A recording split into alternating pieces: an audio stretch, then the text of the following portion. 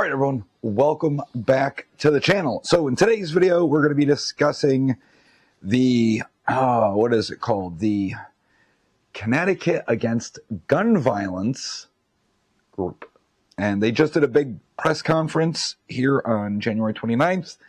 I want to go over all the things that they discussed, all right? Mainly dealing with things that President Trump had just done, etc. But first, as always, down in the description below is the link to the merch store where you can get awesome merch and swag like this. We also have locals, Patreon. You can become a member right here on YouTube. And you know what's free? Just liking the video, subscribing to the channel, and throwing a comment into the comment section, helping out that algorithm. All right? There you go. All right, let's get into it. All right, first and foremost, one, I had never heard of this group. I don't know. I've heard of all these other groups, but never this one in particular. It popped up, and I saw their little press release talking about how they're having a press conference, so on and so forth, coming up. I did not watch it because I couldn't find it online, but I did find a link on their website to the press conference. Now, it was hosted by a third party. I forget what it's called, the Capitol News briefing regarding gun safety in Connecticut, blah, blah, blah. You know what? Down in the description below is the entire video in its raw form. I gave you a link. You can go watch the whole thing. It's like 34 minutes long. I did suffer through it for you. I'm going to give you some of the highlights. And obviously, we're going to have some clips in this video. That video was provided by the Capitol News Network to me, and I got their written permission to use clips from the digital download. That being said, if you want to watch the whole thing, again, I will link to them, not the gun control group, to them, so you can watch the video in its entirety. So I start doing a little research, trying to figure out, hey, what is this group? I had never heard of it. So you might have. I have never heard of it, but it is the CAGV, Connecticut Against Gun Violence Education, so on and so forth. So going to their website, find some materials, you know, and they had like a little pamphlet PDF. I downloaded it, printed it, and it's how you can prevent firearms with risk protection orders.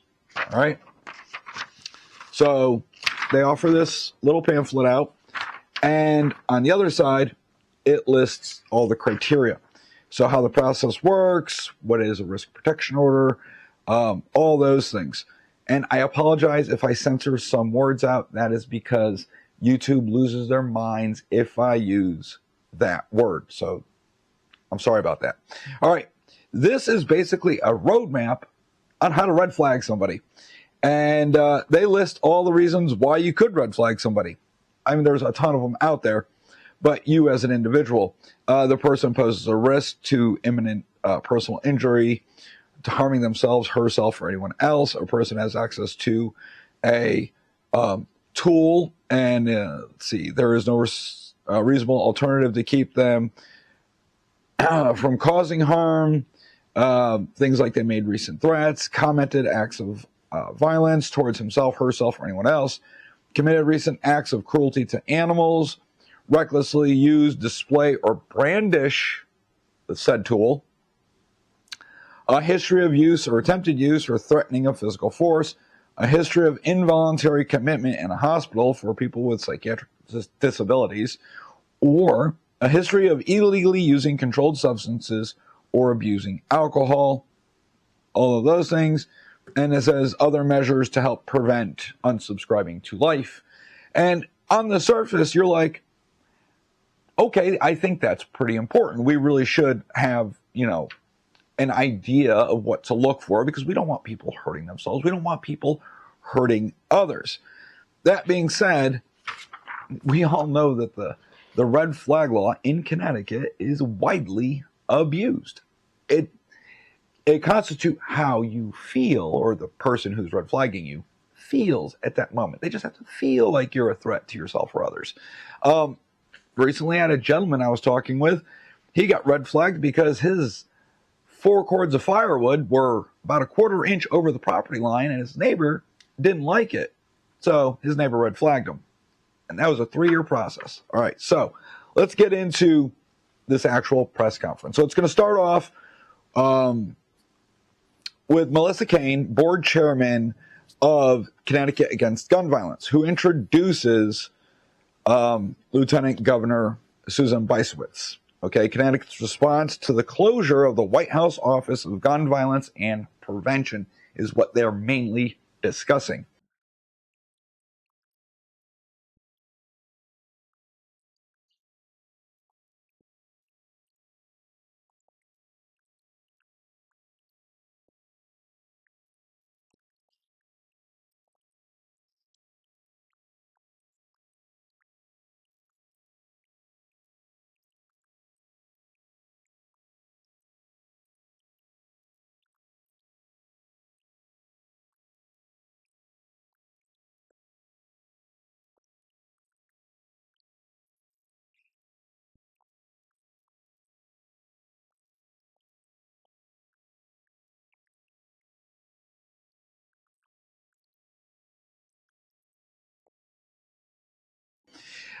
We all know that when Trump took office, one of the first things he did is he closed that particular office inside the White House.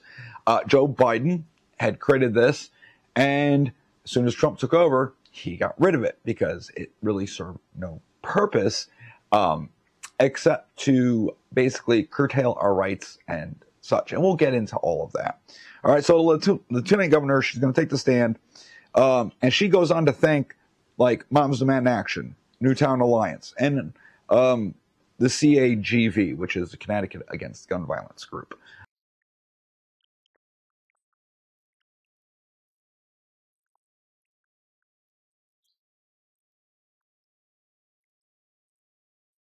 CAGV and the Newtown Alliance and all of the wonderful voices that we have under this Capitol dome today. And I said this whole thing took place January 29th. I'm sure none of you have heard of it. It is what it is, okay? I mean, it's out there, but it's not like they're announcing these things, right? So Lieutenant Governor goes on to say that, as of January 29th, 29 days into the new year, that we've had 20 mass shootings, 988 homicides with firearms, 1,753 injuries of gun violence thus far this year. Here we are on January 29th, and we've already had 20 mass shootings in our country, 988 homicides involving a firearm, and 1,753 injuries from gun violence. All right, now, those numbers are really, really padded.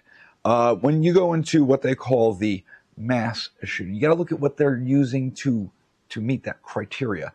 You know what? That could be a weekend in Chicago, just because they're like, oh, it was mass shooting. That's not what it means, okay? That's not, they're playing games to make it sound like it's so much worse than it is. They're using semantics and redefining things so they can obviously garner control of the narrative and then make all of us, the law-abiding Second Amendment supporters, look like we're, evil warmongers and such. So, all right. She goes on to explain that the Connecticut averages 227 deaths each year. And she does admit that based on Gifford Law Center, 52% of those are, people unsubscribing to life. And here in our own state, where we have a lower level of gun violence because of our strong gun safety laws, still our state sees on average 227 deaths due to gun violence each year. And I will also note that 52% of those deaths are suicides. So it's not like it's gang violence or anything like that. It's just 52% of it is people taking their own lives. And That being said, I don't think you really can constitute that as gun violence, but they do. All right, so she goes on to talk about the leading cause of death in children in the United States. Another reason why we're all here is because we know that gun violence is the leading cause of death for children. If you do a cursory Google search, you can see, based on CDC findings, things like that, that's not the case. However, it is the case if we lump in 18, 19, and 20-year-olds. They are not children. They are just young adults. But by the law, they are adults nonetheless. Once we add them in, this will include gang violence from like Chicago and various other places. And now it fits the narrative. If we remove those young adults, what they call children, it no longer fits the narrative. It's semantics, I know, but it's a game they're playing. Let's pad the numbers and make it sound like it's way worse than it actually is. And that's what they do. They go on to talk about HB 6667, the safety bill that updated and banning open carry, bulk purchase of guns, the Connecticut other, which they mention as a loophole. It is not a loophole. You pass a law and you say, these things are illegal. And we say, okay. What if we do this and we present you with something which is not what you banned, and you're like, well, yeah, that's legal. That's not a loophole. It isn't. It's just us complying with the law. Not my fault you wrote a shitty law. All your laws are shitty. And then, of course, they go into the expansion of the safe storage law. This is one of the things they tout as like, look at us, we're keeping things safe. Now, for you guys that don't stay up to speed on that type of thing. So, originally, we had Ethan's Law, which basically said, you, as a gun owner, owning a gun, all right, must lock up your firearm, loaded or not, if you have anyone in the house under the age of 18 or a prohibited person. With the passage of HB Satan 7, they changed it. Now it's basically, if you are not in direct control of your firearm, then it must be locked up. Therefore, if you live alone in the middle of Higginham and you put your firearm down in the bedroom and you bebop out to your kitchen to get a glass of water, you are violating Connecticut state storage laws. Even though you live alone, you are probably miles away from anybody else. I wouldn't say miles, but you're far away from other people because you are in Higabama. I mean, you guys don't even have a police department there. You've got resident state troopers, and God only knows where they are. You are literally on your own. That being said, you are still violating the law, which is really, really dumb. It is. It's just so, But what I like is, we didn't even get 5 minutes into this video before someone, Lieutenant Governor, almost let it slip. The truth, that is. She almost let the truth out. You know what she wanted to say. All right. So, she talks about how this is the first federal office to help coordinate federal gun control. And she stopped herself and goes on to say gun violence prevention. Take a look right here. The Trump administration's decision to shutter the White House Office of Gun Violence Prevention, because that decision is going to have real and very tragic consequences. Removing the first ever federal office to help coordinate federal gun violence prevention. Isn't that funny? That's a Freudian slip, because we all know that department was created by the Biden administration for gun control and gun control only. It is there, or was there, to curb your rights. That particular right. One. All right, now, they go on and talk about some other stuff, but then she brings up that the fact that Trump is cutting WIC, Head Start programs, healthcare programs, programs for veterans, and programs to help victims of domestic violence will all cause a rise in gun violence. Potentially cut the WIC program, which helps pregnant moms and their babies and children, to cut Head Start, Pell Grants, healthcare programs, programs for veterans, programs to assist the victims of domestic violence. All of these cuts are so devastating because they will contribute to increasing poverty in our already challenged, vulnerable communities. The more you take resources away from people who are struggling, the more opportunity there is for gun violence. I don't understand how by cutting WIC, it will lead to more gun violence. Show me the math on that one. Maybe you're using the Common Core math. That doesn't math for me. I don't see how they all interconnect. I don't know. All right. And after saying that, she says Connecticut will lead the country in gun safety. The good news is that we have one of the strongest gun safety laws in the country. We have our own Office of Gun Violence Prevention, and you're going to hear from the leader of that office in a minute. And we have state leaders and a federal delegation that stands strongly behind the priority of ending gun violence in Connecticut and across the country. We're very proud to be a national leader. So the governor and I and all of our partners in statewide constitutional office and our legislators will stand strong to protect the people of Connecticut, and we'll continue to lead the nation in our gun safety and violence prevention efforts. We're gonna lead the country in, not gun safety, but, well, we'll just say removing your rights, right? More gun control. That's exactly what she's saying. More gun control. And in previous videos, you've seen some of the bills they're putting forth. This is only January. Wait till we get further into it. I got to look and see what came out this week so far. All right. She goes on to introduce Earl Bloodworth. All right.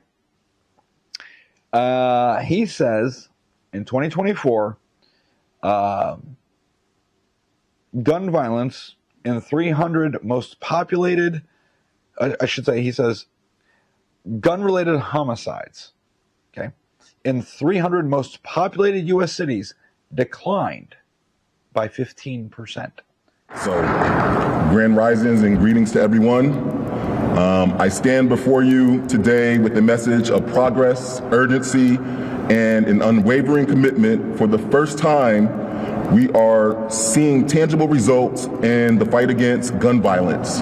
In 2024, gun-related homicides in the 300 most populated U.S. cities declined by nearly 15%. Now that that's done, here's why it declined.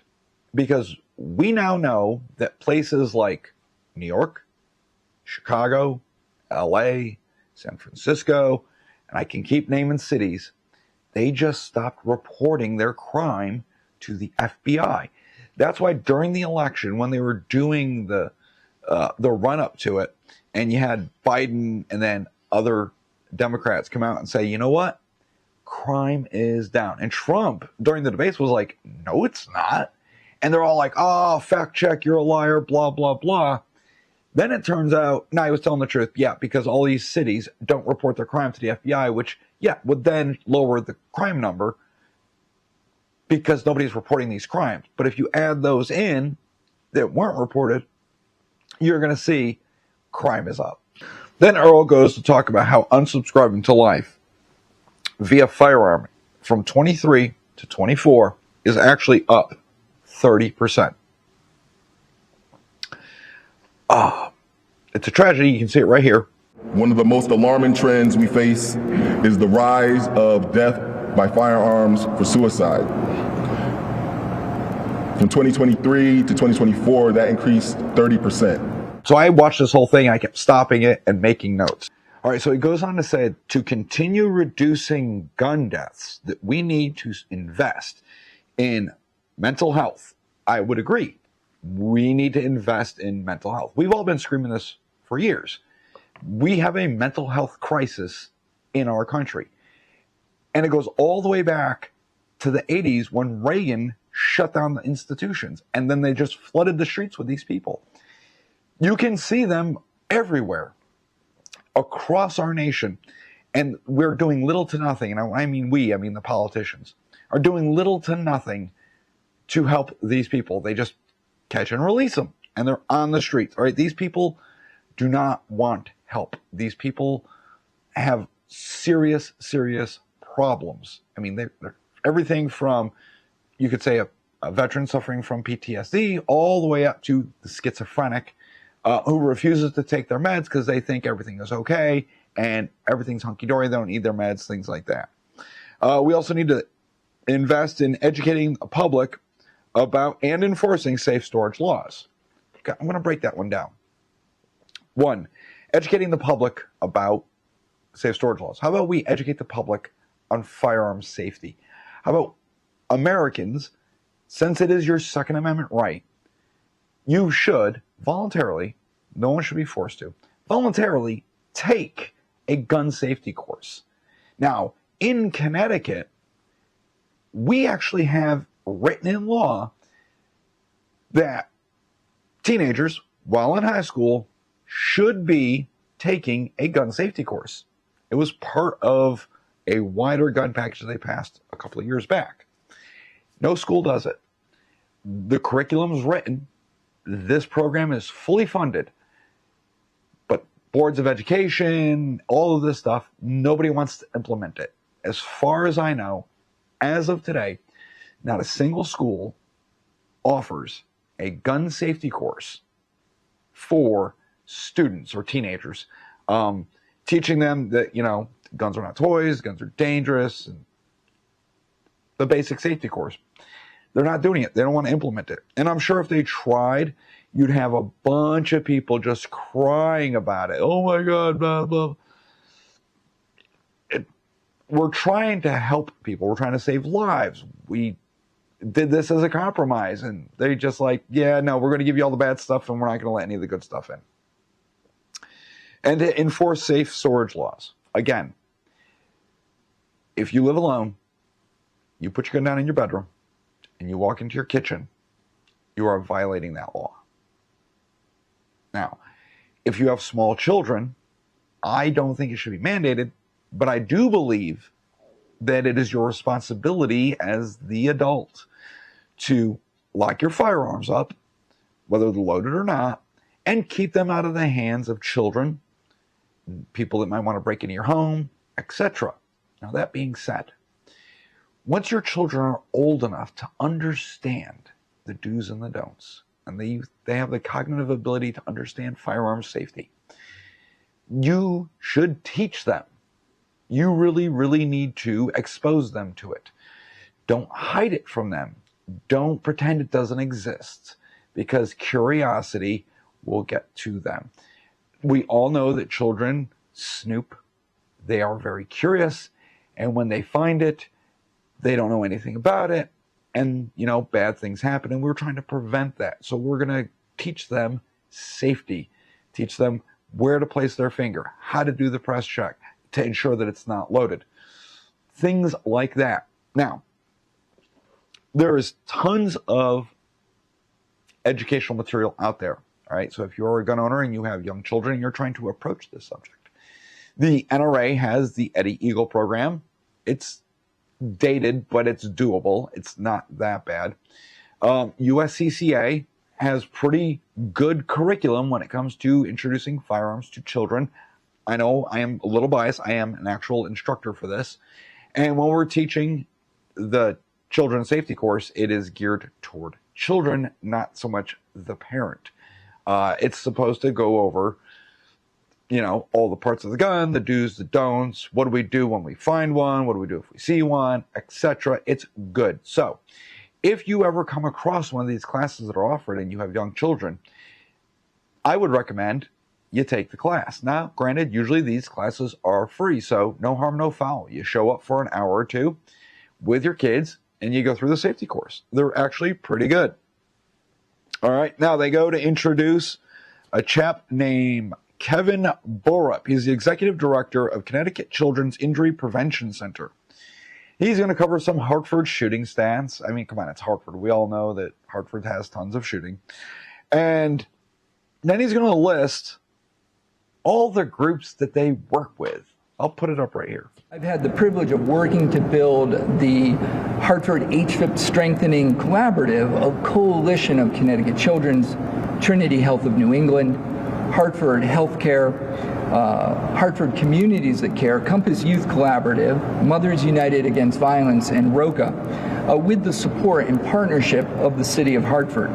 And this has strengthened services in an effort to really intervene to prevent future violence and re-injury. In addition, at the state level, we have worked closely with the Department of Public Health and the new Office of Firearm Injury Prevention and the Commission on Gun Violence Prevention to award 18 organizations around the state to support their community violence intervention work.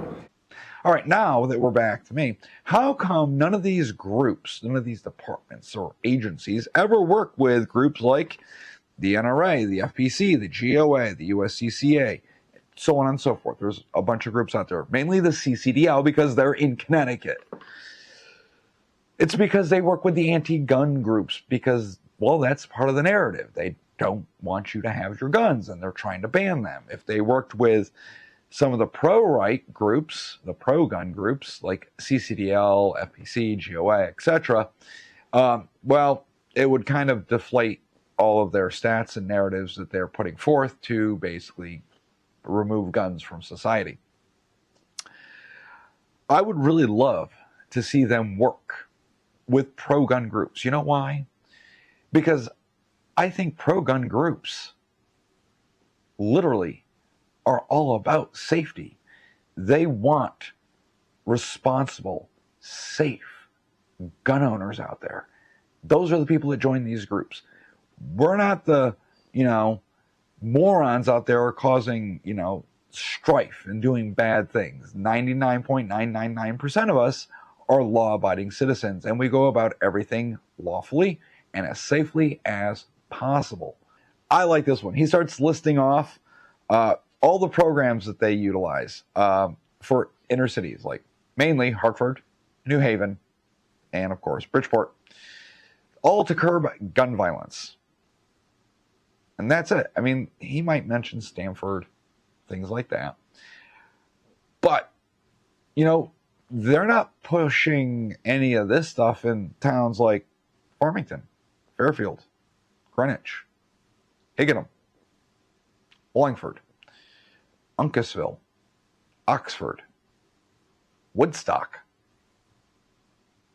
Oakville. Why? Well, because none of those places are big urban centers. And you'll notice a trend that the big urban centers, where all the crime are, it's where all the violence is. Now, is it the people or is it the policies and the concentration of communities? Weak on crime, maybe? I don't know. But you get out into the rural areas of Connecticut, ain't many problems there. You get into the denser urban areas, that's where all your problems are. Why don't you look at those stats? Guns in Hartford are different than, guns in Higginham. I'm using Higginham because it's relatively, barren of people. It's always going to be urban versus suburban or rural communities. You cram a lot of people into a tight little area, Hartford, New Haven, Bridgeport, etc., and your crime's going to go up. Poor inner cities. You move out to the rural areas where people are way more free, you don't have any problems. You know, that's turning, the more rural you get, the more of the land of FAFO exists.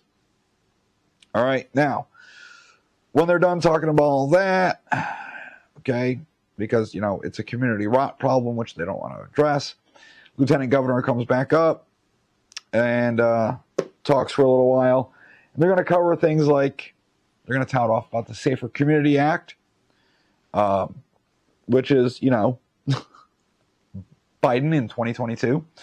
They're going to talk about how they sent funding of $75 million across the country to all the anti-gun groups. Because none of the pro-gun groups will ever get federal funding.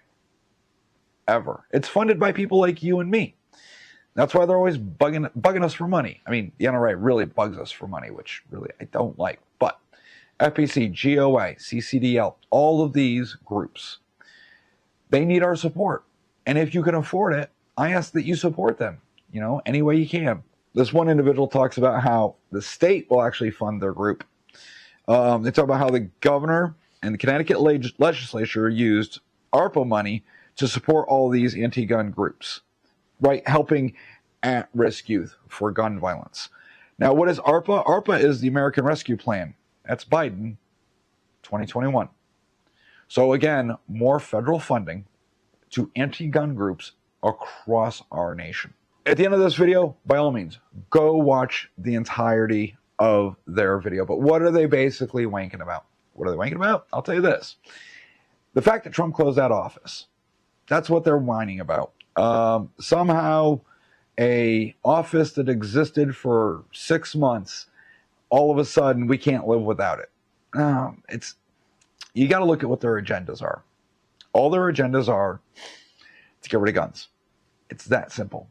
Limit magazines, limit this gun, ban this gun, take this right away, do this, do that, make this a gun-free zone, make it harder to get guns, longer waiting period, all these things.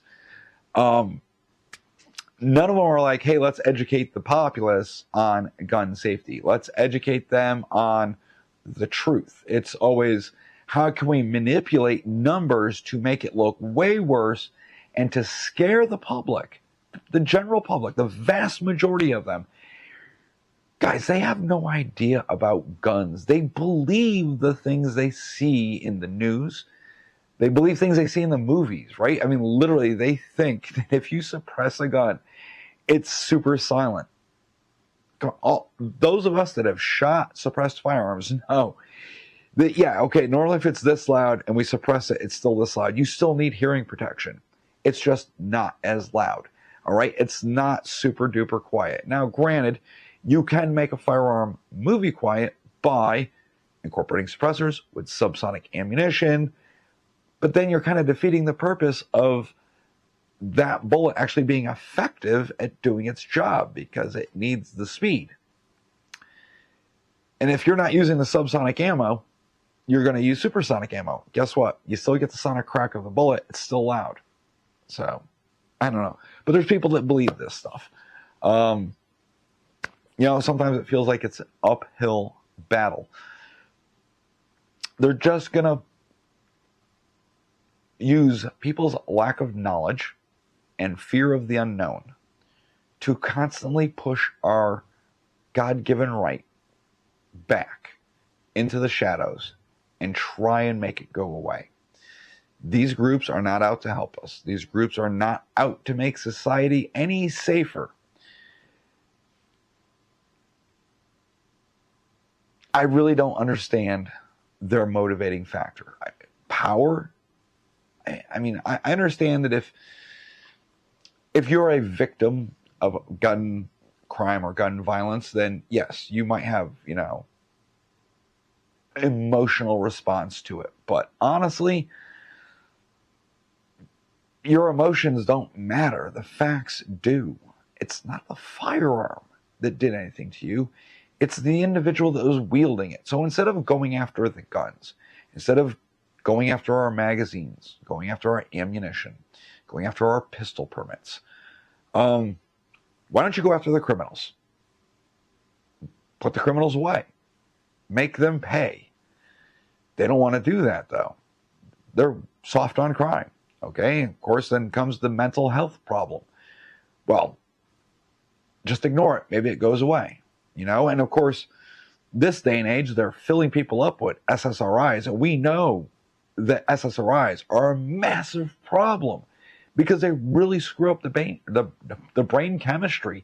They really make you have some really dark and sick thoughts. If you look at the side effects, who would want to be on something like that? Granted, when you look at a lot of these mass shooters that are out there, they'll tend to be on SSRIs, you know, trying to stabilize their mood. It's not good. I'm not a big believer in taking anything that really screws with brain chemistry, but that's me. I know there's some people out there that need things, but I don't want to say that you're not, at that point, if you're on these meds, you can't have guns. I don't believe that at all. I don't have the answer to that one. I really don't. All right, guys, I just wanted to bring this to your attention. Basically, it boils down to Trump closes this office, and this group, along with our lieutenant governor, our governor, and the legislator, basically all come out and promised that whether this group or this office exists or not, via legislation and these anti-gun groups, Connecticut will still push forward the anti-gun agenda to curb your rights. Because even though they closed the federal office, Connecticut still has their own. And they have promised to keep it open and keep it fully funded to help push forth gun control. So when I tell you they're coming for your guns, they're going to tell you they're not. Heed my warning. They're coming for your guns. One way or another. They want a monopoly on violence. They want to be able to step on you, crush you beneath their boot, and you'll have no way to fight back. You will have no check on balance. Mark my words. We'll become a dystopian society, and our government will get tyrannical, and there'll be nothing we can do, because we will have allowed them to remove our ability to resist, to keep ourselves safe.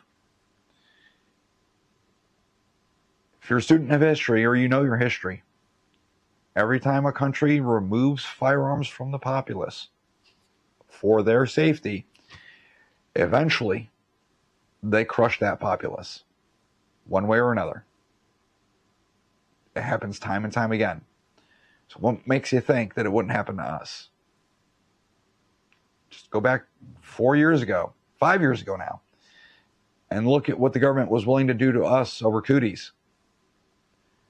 Imagine if they had no check on what they could do. And I don't care who's in office. Any of them can go tyrannical.